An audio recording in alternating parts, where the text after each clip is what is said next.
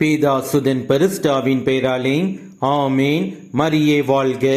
இன்றைய வார்த்தை, கடவுளது திருவுளத்திற்கு ஏற்ப பேசவும், நான் பெற்றுக்கொண்ட கொடைகளுக்கு ஏற்ப சிந்திக்கவும் கடவுள் எனக்கு அருள் புரிவாராக.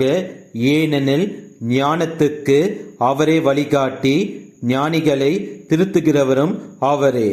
May God grant me to speak with judgment and to have thoughts worthy of what I have received, for he is the guide even of wisdom and the corrector of the wise. சாலமோனின் ஞானம் அதிகாரம் 7 வசனம் 15. நம் கடவுள் இயேசு கிறிஸ்து நம்மை என்றும் வழி நடத்துகின்றார். நம் கடவுள் இயேசு கிறிஸ்துவின் முன்பு தாழ்ச்சி, எளிமை, தூய்மை நிறைந்த உள்ளத்தோடு எண்ணத்தோடு செயல்படவும் பேசவும் ஞானத்தை கொடையாக அளிக்க நாம் நம் கடவுள் இயேசு கிறிஸ்துவிடம் ஜெபிக்க வேண்டும்.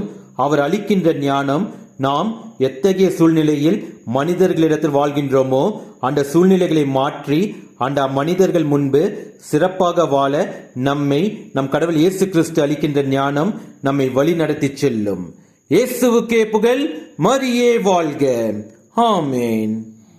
ஞானம் நீரை கன்னிகையே, நாதனை தாங்கிய ஆலயமே. ஞானம் நீரை கன்னிகையே, மாண்புயர் 7 தூண்களுமாய், மாண்புயர் 7 தூண்களுமாய், பலிபீடமுமாய் அலங்கரித்தாயே.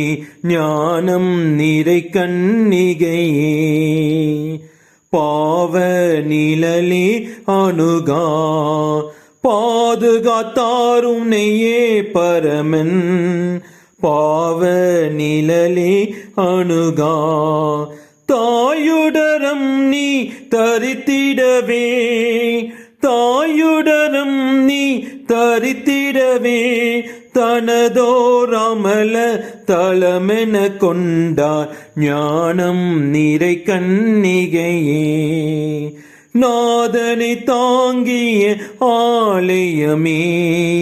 ஞானம் நிறை கன்னிகையே.